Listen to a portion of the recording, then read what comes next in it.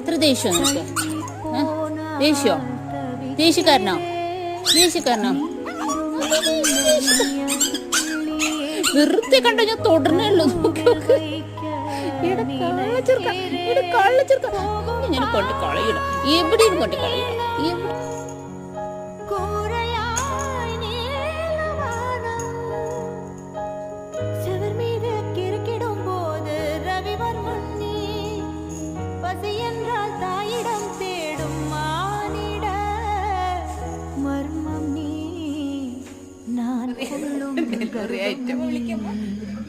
പാപ്പു, കുഞ്ഞു, കുഞ്ഞു, Pablo, Pablo, delivery ചെയ്യട്ടെ?